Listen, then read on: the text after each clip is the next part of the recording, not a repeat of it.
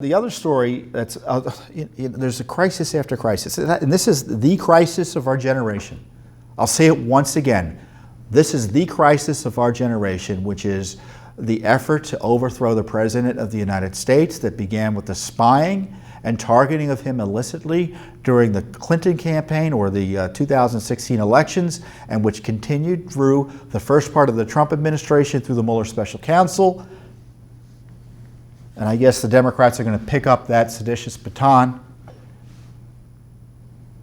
and try to impeach him for no good reason. Now, the news that came out this week are details about the congressional interview. The House interviewed Bruce Ohr, who was until recently the number 4 official at the Justice Department. And Bruce Ohr was involved in talking to Christopher Steele repeatedly about his dossier that he was working on behalf of Fusion GPS, who was paid by the Clinton campaign and the Democratic National Committee. So this dossier, which had, by its own admission, Fusion GPS said they work with Russia intel sources, had false information in there about Donald Trump and his connections to Russia. And really nasty crap too, pardon my language. And it was typical, and it was a typical political document designed to try to destroy the reputation of your political opponent, what the political opposition is. Except the FBI and the DOJ used it as a pretext to spy on President Trump without telling the FISA court details about its origin. So everyone was concerned about Bruce Ohr because he was talking to Christopher Steele, despite the fact that Steele had been labeled persona non grata by the FBI as uncovered by Judicial Watch, and that Bruce Ohr's wife worked for Nellie. Bruce Ohr's wife Nellie Ohr worked for Fusion GPS, so they had that conflict there. So Bruce Ohr comes in and he tells Congress the following, and I'll summarize. So I haven't seen the testimony. I've seen excerpts of it. He said in the summer of 2016, he told those who needed to know in the FBI and the DOJ senior leadership that Christopher Steele had the dossier, that he was desperately anti-Trump, it was connected to the Clinton people, and that his wife worked for Fusion GPS. All the key points about the dossier that needed to be disclosed, in my view, to the court. Now, the big lie has been out there is that Ohr was doing this communications with Steele without anyone else really knowing about it, or much later in the game. No, what the point about this was in the summer of 2016, which was several months before the first FISA warrant based on the dossier that we know about targeting Trump was issued by the court in October of 2016.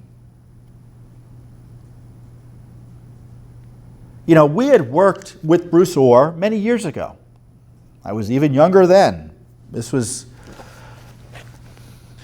probably in the year 2000, 2001. So this is 18 years ago. I was 32. And Bruce Ohr was head, and still is, head of the Organized Crime Division, I don't know exact title, of the Justice Department. And we had a client who had supported Hillary Clinton. His donations were not disclosed, it looks like. And from what I recall, he had concerns that a business partner of his or someone he was involved in was an informant for the FBI, mobbed up, and he needed to tell the Justice Department about all of this. And Bruce Ohr was one of our key points of contact. So I was in Brazil with Bruce Ohr, and we communicated often about our client. And those disclosures led to the prosecution of Hillary Clinton's campaign finance chair for her Senate campaign. Never resulted in a conviction, but there was a trial in Los Angeles. It's a little known story. The Bruce Ohr was involved in prosecuting Hillary Clinton's top campaign official. Finance official. Who knew, huh? Well, now the prosecution was not as aggressive as we would have liked. They didn't want to bring in Hillary Clinton, for instance.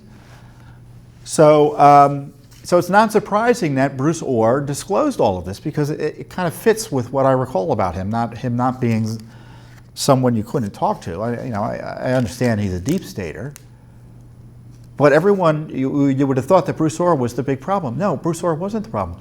And the people he was telling in the Justice Department about his conflict, he disclosed his conflict, and and what the dossier was really about, the political nature of it. Guess who he told? Andrew Weissman, who's now number 2 for Mueller.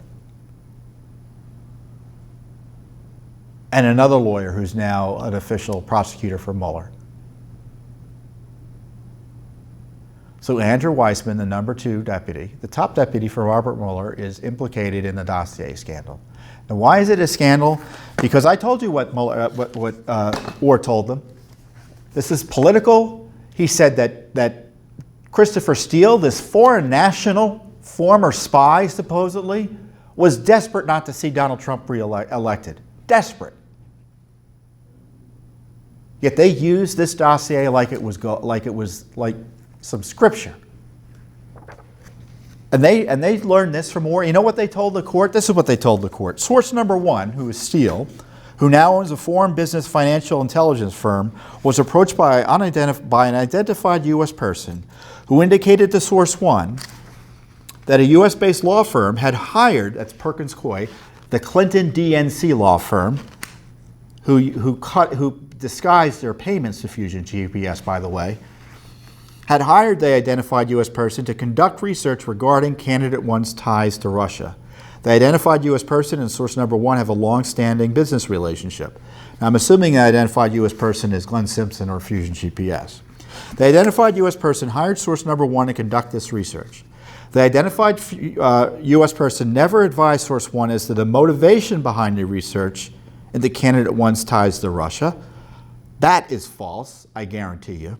And this we know is false. The FBI speculates that the identified U.S. person was likely looking for information that could be used to discredit candidate one's campaign.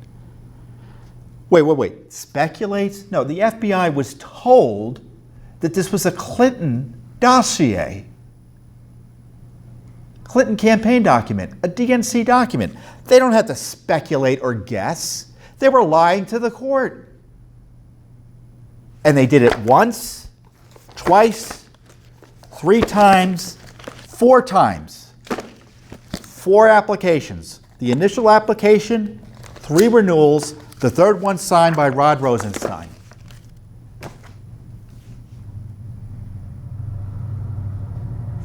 This is a further blow to the already low credibility of the FBI and the Justice Department.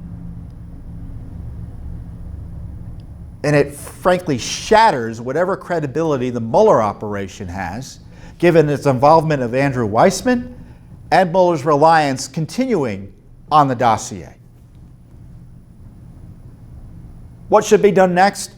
Well, now the Democrats are talking impeachment again because of this odd BuzzFeed story that alleges that President Trump, without any details, because there are no details in the story, told Michael Cohen to lie to Congress about his Russia dealings. I don't buy the story. But this is the scandal. That's why that story came out, by the way, I'm convinced, because they were they couldn't believe that Bruce Orr stuff came out. Now, Mueller, the big debate is, as I've talked about before, is Mueller writing a report. Mueller, in my view, shouldn't write a report. We already have the corrupt dossier. We don't need Mueller's version of the Clinton dossier. This abuse has got to stop. And if the Justice Department is too institutionally protective of itself in terms of a deep state approach to shut Mueller down, the president should take direct action, either shut it down through executive action or through litigation. That's what I think ought to happen. It is not going to end, because I'm convinced any report by Mueller is going to be an interim report. Now, I understand the other argument, which I can't ignore, and I want to give it to you so you can think about it yourselves. The argument put out there by people like Attorney General Barr. He's not Attorney General. Well, he actually was an Attorney General, so it's right to call him Attorney General, but he's likely to be confirmed. is that, well, we got to let the Mueller job finish his job. That's the only way to solve this. Let him finish it and let the chips fall where they may, and we'll fight over what part of the report comes out. I don't think that's going to happen the way he suggests. I think this investigation is just going to continue, world without end. They may issue a report. It will be an interim report, maybe. I'm just not convinced. And either way, I don't think government abuse should be allowed to continue because that's the easy thing to do. This is abuse of power, abuse of authority. The president is being victimized here. You're being victimized. We pay the president, we vote him into office so he can focus on doing the job a president of the United States should do, not being harassed by Justice Department officials who hate his guts, who are using as a pretext this Clinton material to try to destroy him and spy on him and his team. And then the Democrats are going to try to impeach him. Are they going to they're going to impeach him based on documents that they paid for? Unbelievable.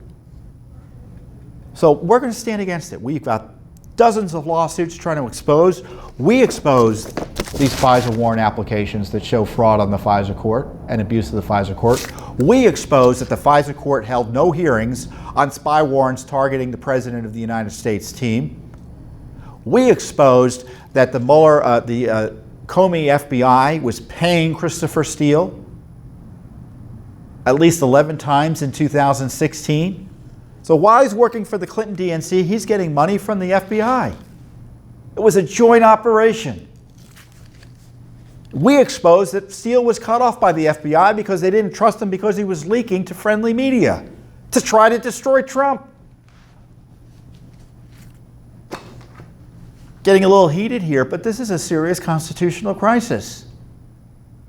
We've got a border crisis, and we've got a crisis here in Washington, D.C. I'm sure there are other crises I could get into and get outraged about as well, but this is serious. The crisis of our generation. And Judicial Watch is going to stand strong on behalf of the rule of law. And we're going to protect the presidency, the president, because it's a constitutional office that's under assault. And we think our republic needs to be protected. So that's why we talk the way we do about this issue.